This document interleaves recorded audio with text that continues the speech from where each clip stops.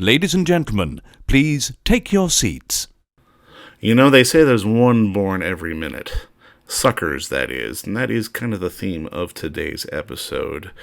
But you're not a sucker because you're here in the seats with. And as always, my name is Dave Voigt. I am your host for this episode and podcast. And please don't forget to subscribe to In the Seats with on Podomatic, on Apple Podcasts, and you can also find it on YouTube at our YouTube channel at In the Seats.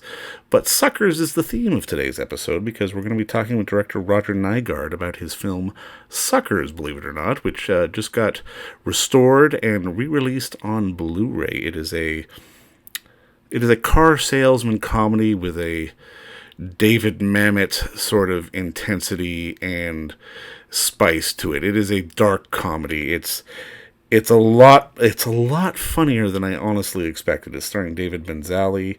It's got Lori Loughlin in it. It's Louis Mandylor, and it's really this sort of independent. You know, it's a little independent film from almost 20 years ago, but it's one of these subculture of a subculture movies that managed to find a life. And when we talked to director Roger Nygard, we got to talk a little bit about not only the sort of surprising legacy of Suckers, but how it ended up being restored and just sort of the nature of the beast in the business of as a whole, and just in terms of trying to make sure that material gets saved and things like Suckers get saved, because to be perfectly honest, until this Blu-ray came across my desk, I had actually never heard of the film, but I'm now glad that I did, and I really hope you enjoy our talk with Roger Nygard, because I know I did. All right. Now, obviously, I just I finished watching the movie this morning, to be perfectly honest, and I loved it. I think it's like the reviews say, there's a bit of Mamet in there, but it's pretty gonzo all at the same time. And walk me through sort of the initial inspiration for the story. Is it true this all came from some stories you heard from car salesman friends? Yeah, well, my co-writer, Joe Yannetti, he used to tell me stories because he started selling cars. He's a stand-up comic, and I used to work for a company that managed comedians, and my job as a talent scout was to know comedians, and Joe was one of the comics I knew. And he took a job because he wanted to stay home and be there for the birth of his daughter. Couldn't be on the road all the time. So he went to buy a car, and the salesman that he met that sold him the car, he thought, this guy is so stupid. They've got to give me a job if I apply. So he went and talked to the manager, and they gave him a job. And that scene is exactly as you see in the movie. You know, why should I hire you? Because I'm funny. Oh, tell me a joke. That's exactly what happened, and they gave him a job. So Joe used to tell me these stories about what they did to customers and what customers did to them. And I thought, this is insane. You need to write this down. So he started writing it down. He kept a journal, and his first goal was to do a one-man show. And that's how he wrote it, but he never performed it or did anything with it. And I said, let's make this into a screenplay. So he took his one-man show, which was essentially all of the sales meetings he had absorbed from this guru, Reggie, that he had, which was a real person at a dealership in Southern California. It's as close to verbatim as we could make it to how that he would hold his sales meetings. And we tried to recapture that. And so that anyone who watches Suckers, we wanted any salesman or woman who watches it to always go, yeah, that could happen. It's wild because you're right. It's true. I mean, it really does sort of create, or at least amplify, sort of that gonzo element that the car salesman versus customer relationship really does create. Now, yeah, it's a psychological relationship. They're using techniques that have been in use since the first rug bazaars in Persia 3,000 years ago. But they're more refined, of course, to today's products. Now, I mean, I'm always kind of curious because obviously this is an independent production. When you're writing a script, you've got to go sell it. You got to raise money. Like, how was the process of trying to get financing for Suckers off the ground? Yeah, it's impossible, right? I mean, you can't get movies made unless you're rich or you know someone who's rich. I had just made a movie.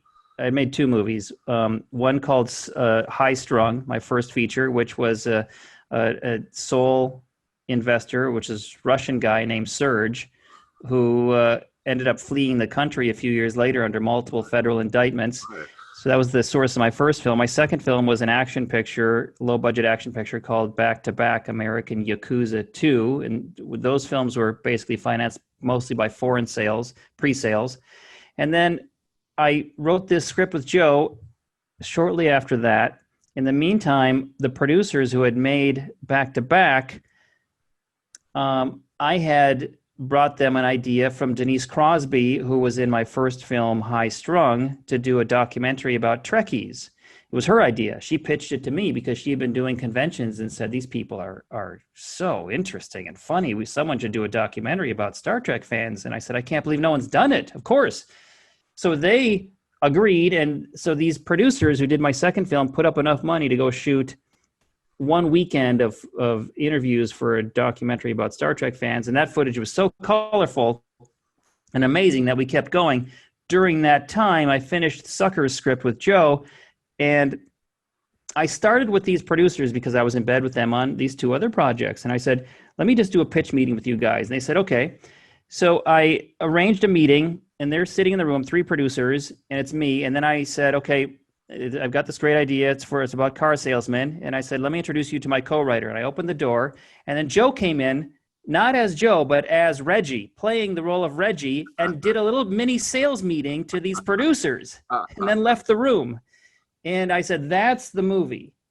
And they got it. And so they signed on board and we took the script to a Japanese magazine publisher who they had just met recently and were about financing other projects, and he put the money down, and so we had an investor. And so it's kind of luck and persistence, and you never know who's going to say yes or where your money will come from and which country, whether it's some Russian guy or some Japanese guy or an American foreign sales company. You don't know. As an indie filmmaker, you don't ask questions. You just, great, I got a budget, let's go.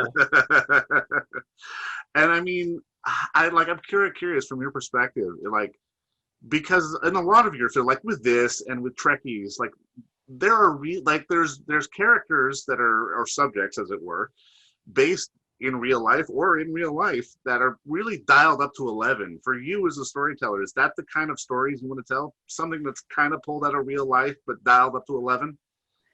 Well, yes, you're right. And I would say, here's how I would put your theory in my own words, because I agree with you. I think that comedy is funnier when it's grounded in reality, when you feel like it's real, like that could really happen. I think really broad comedy has a shorter time attention span. It's better suited to short format.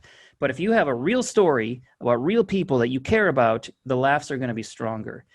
I mean, I would go back to like movies from the 70s and 80s and 90s that really got me. Like Jaws is a really scary movie, but when the laughs come, they're really powerful because you're so invested. Or one of my favorite movies of all time is called Terms of Endearment. And it's gut-wrenchingly emotional and powerful drama, but really, really funny also.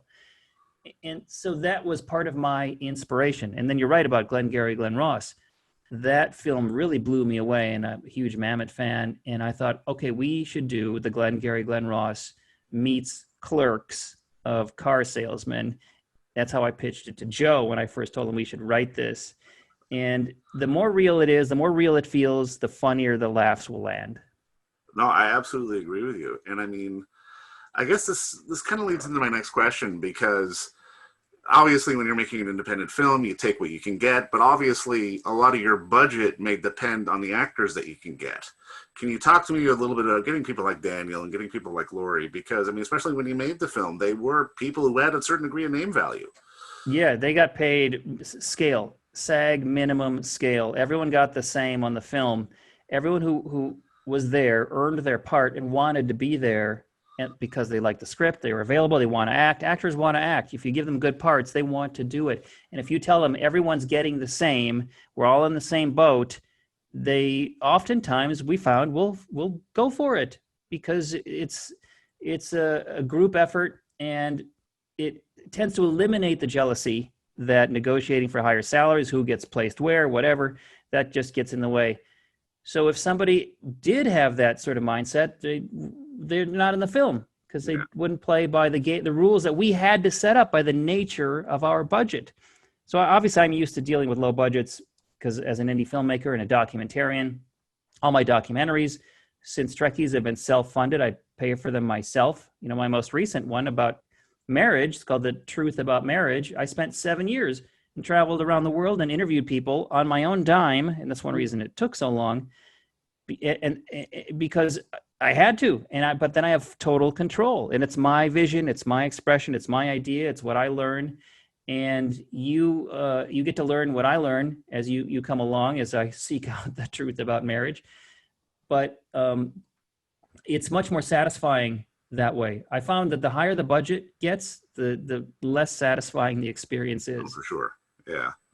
Now, I mean, when working on a film like this, how much can you let the actors sort of riff and play, or do you have to sort of keep them sort of dedicated to the script? Like, I guess I'm kind of curious, how much is improvised, how much of the film is like sort of true to the word on the page?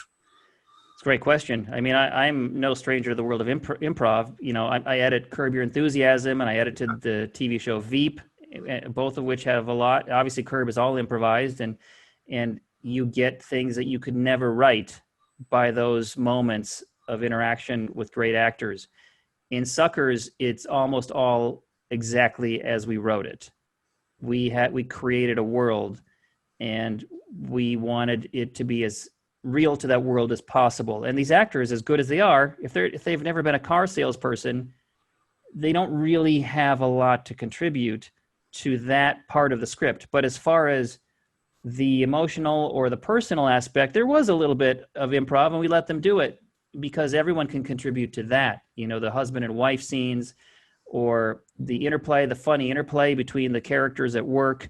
That can happen anywhere. It's not just car salesmen. And so there are improv lines there that came out of the moment and that were better than what we wrote. And so we weren't close to it or opposed to it. I mean, Joe Yannetti was on the set every day with me, writing outlines constantly, and we were trying new things and trying to find a funnier line. And so we were open. But he was very close in Suckers to the world that we created in the script. Because, I mean, I think each of the Reggie speeches every Saturday just absolutely killed me.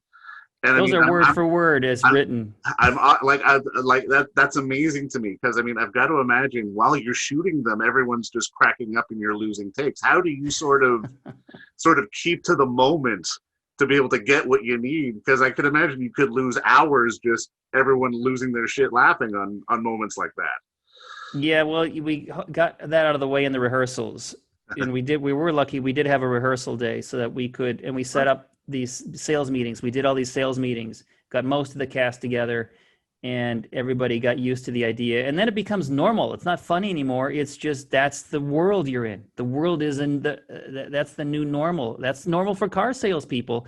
And I today get emails from car salesmen wanting autographs, or if I go to a car dealership, I went there a couple of years ago because I was shooting directing a Kia commercial. And we had to go look at the Kia with the DP and some of the crew, the gaffer, to see how we could plan our shots. And we're on the lot, and one of the DP asks the salesman, "Hey, have you ever heard the film Suckers?" And the guy goes, "Oh, of course. They make us all watch it in that room right over there." And so you can't find a car salesman who hasn't seen this movie. It's sort of, that's where it's notorious, and I'm a massive star in that subculture. I would equate it to when gangsters watch The Godfather. It's a similar thing, because the film The Godfather, and not that this film is as good as The Godfather, but in both cases we're glamorizing unsavory characters. Yeah. And so, but those characters love to be glamorized and enjoy it. For sure. Now, I mean, I guess that kind of leads into my next question, because when you look at a film like Suckers, it's not the kind of film that you expect to get a 4K remastering and a transfer and sort of everything upgraded and touched up. Can you walk me through sort of that initial phone call of, really? You want to do that for my movie?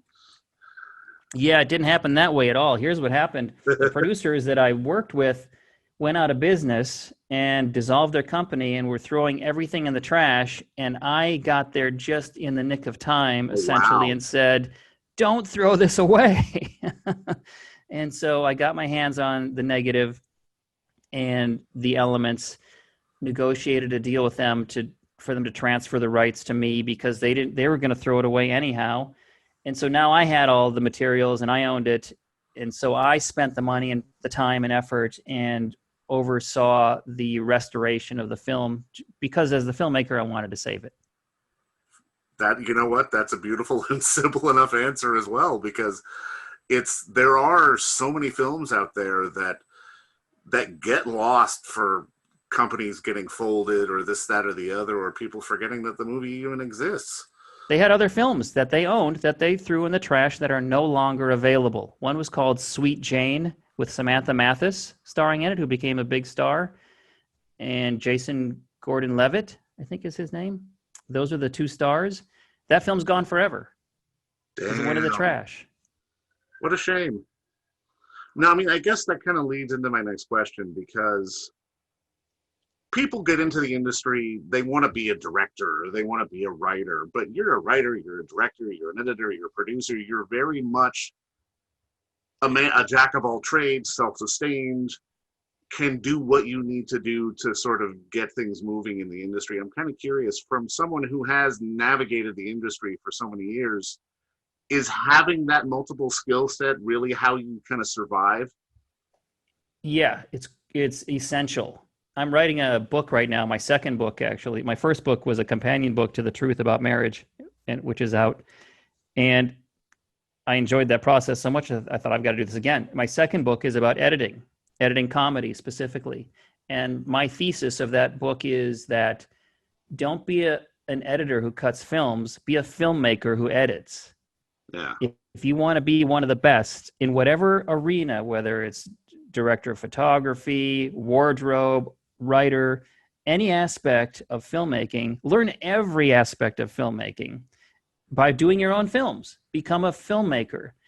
And then you'll bring to bear all of those skills into whatever it is you now specialize in. And I've, to a great degree, specialized in editing comedy.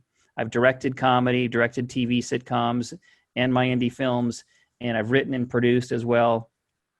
But most of my cash flow and my offers come from editing.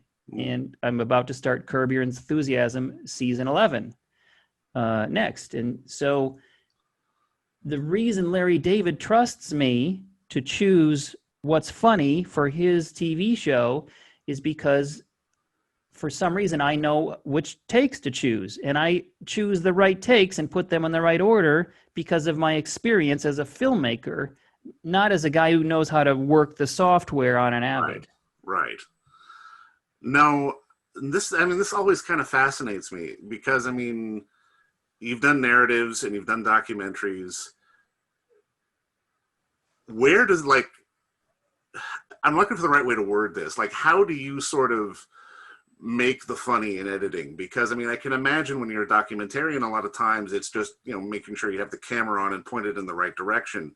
But especially with more of a scripted show, depending on the angle that you're cutting at or wherever the shot was, there's going to be a bit more nuance to that.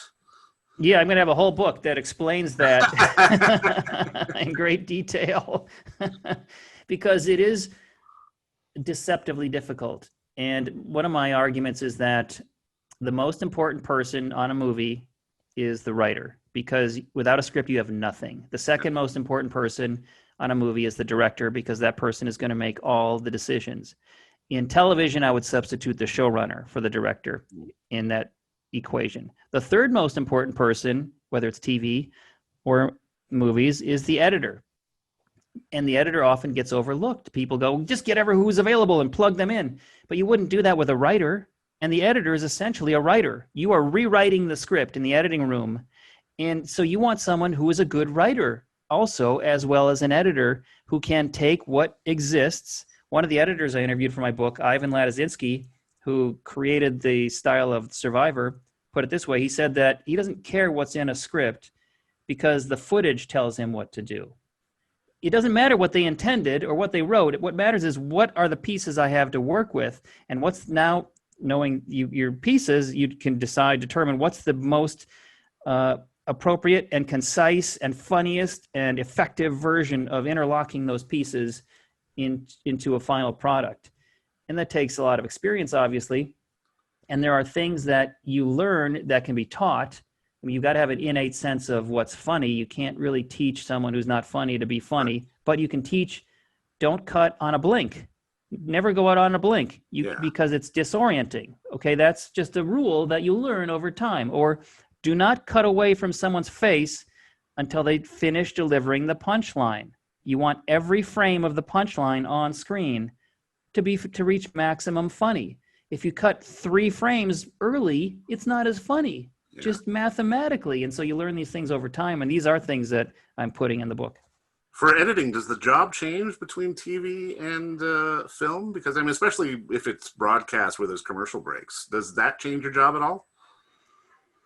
I approach every scene the same, whether it's for a movie or a TV show, and try to make the best possible scene. Okay.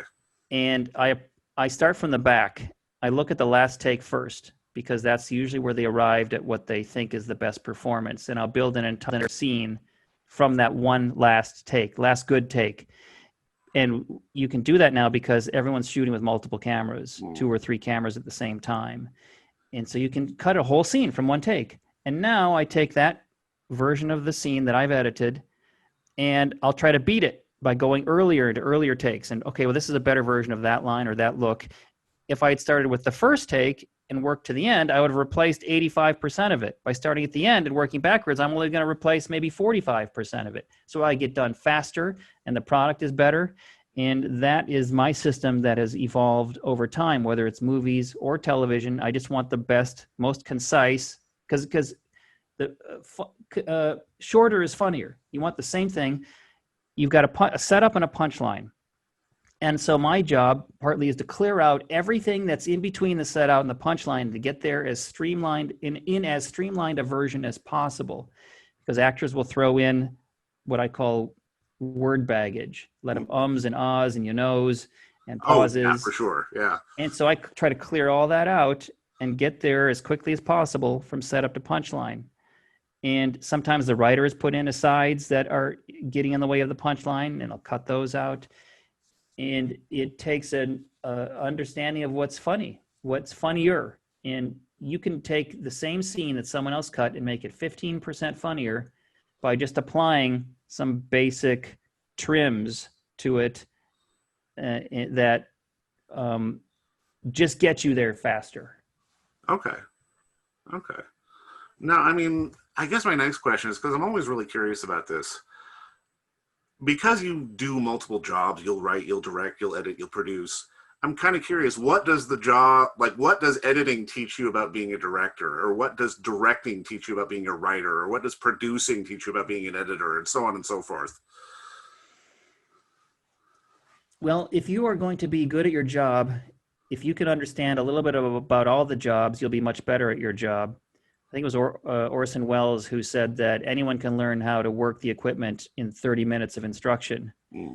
So don't let them bamboozle you with, we can't do that. Well, why not? Of course you can. Anything can be done given sufficient time and resources. And as a director, you have to see your vision, make it from script that you're given to the screen. To get there, you have to be able to inspire people and manage them to achieve it. As an editor, I know, and having done both directing and editing, I know the feeling of spending a lot of time on a shot and getting attached to it, and refusing or being reluctant to get rid of it. So when I'm looking at footage as an editor that someone else shot, I can be much more objective, and I'll throw out anything that doesn't serve the scene, serve the purpose of improving the scene. When I direct and edit at the same time, it's harder to switch hats because I'm attached to that shot, or I'm attached to how much time and effort and money was spent on something. Or a line might be so funny. Sometimes I'll fight to keep a line that's getting in the way of the story because it's funny enough to justify the trouble it's going to cause. So the more you know about every job, the better you'll be at whatever your job is. Okay. Now, I mean, these days, and I mean, we live in such a day and age where we're bombarded by content. It's everywhere. And like, as you said, Suckers has its own subculture. Something like Trekkies obviously has its own subculture.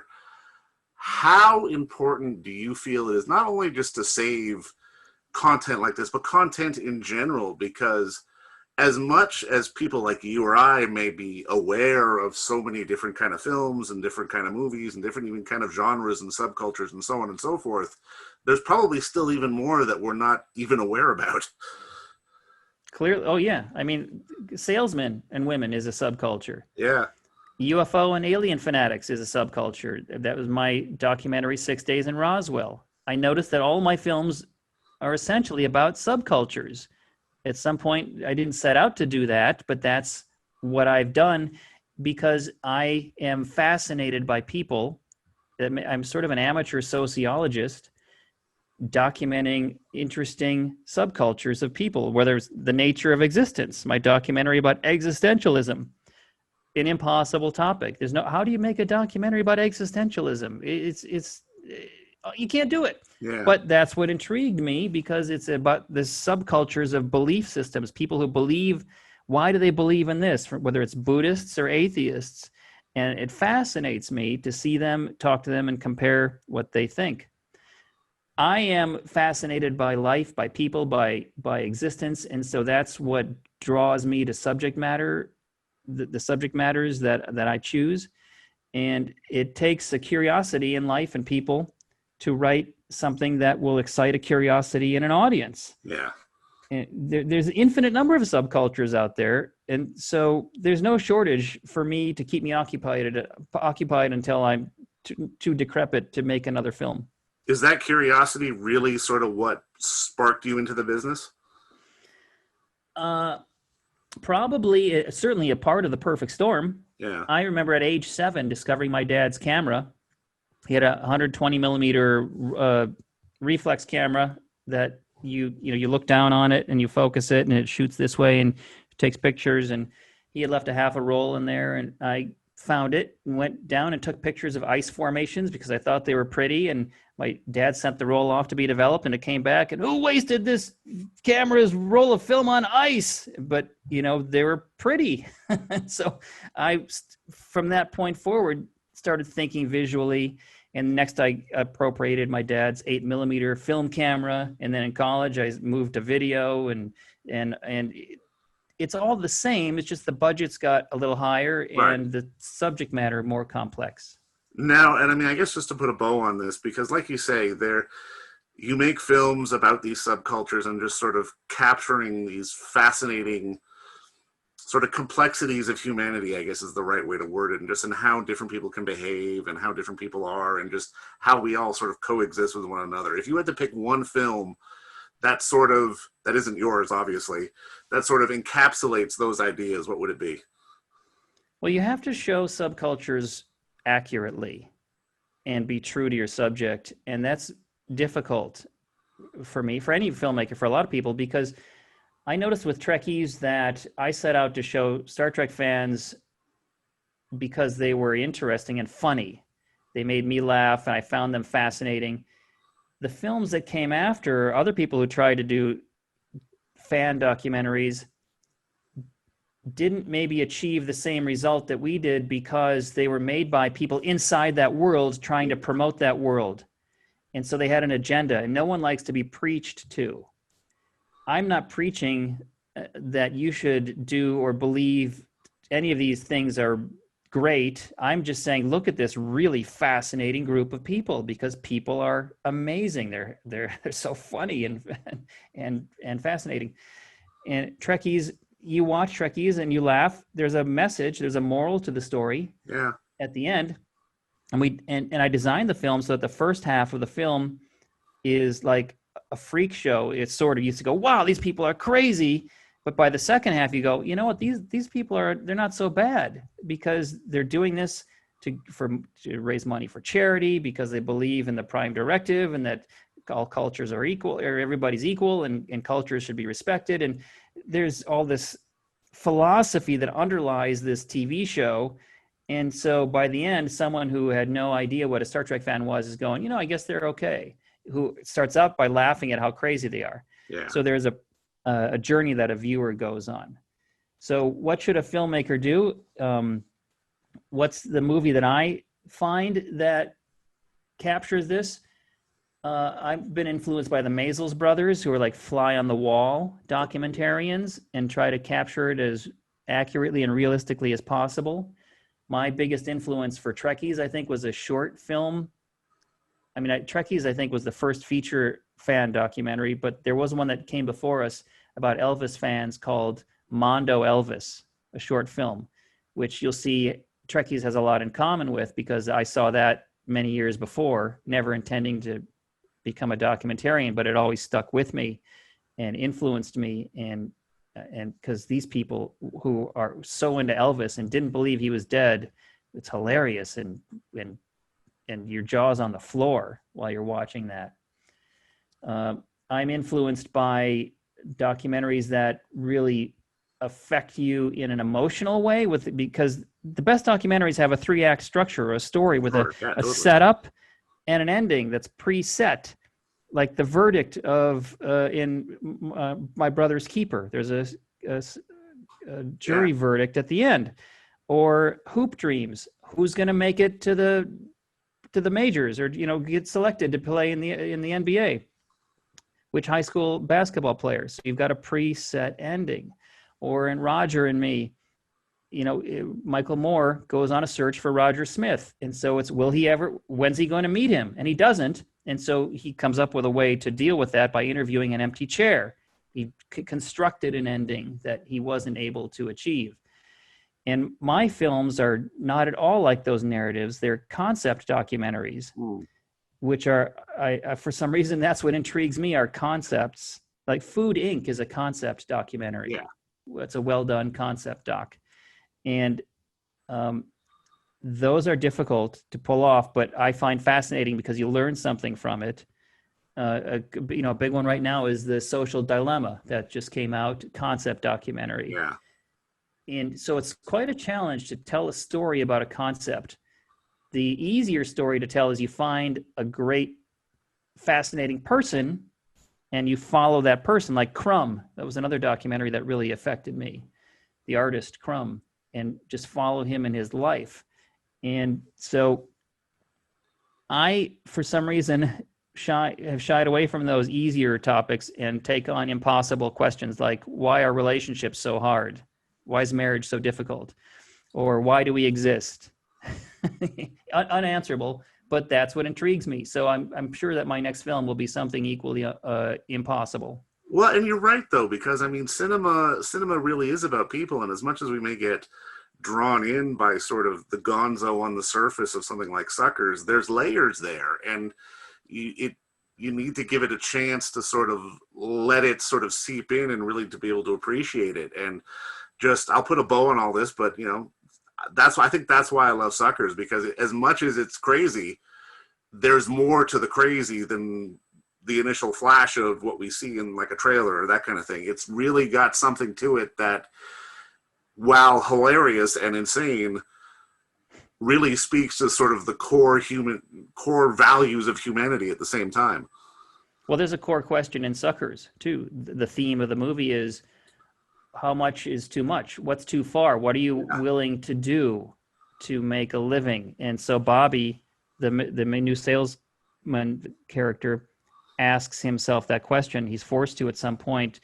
How far am I willing to screw over customers?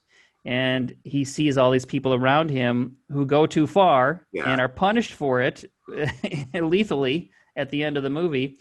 And he's given kind of a rebirth by not taking the money that isn't his, and he can start over and make a decision. And now his new mentor, it was Eddie, who was his sales manager, says, make the deals that you can live with. Yeah. That's how he's going to go forward. And you know what? I think that's a good note to end on. But thank you again for the time today. I really do appreciate it. And good luck with the book and the new season of Curb. Thank you very much. Yeah, I look forward to chatting again with you in the future about those things when they come to fruition. Absolutely. That's a deal. All right. Thanks again, man.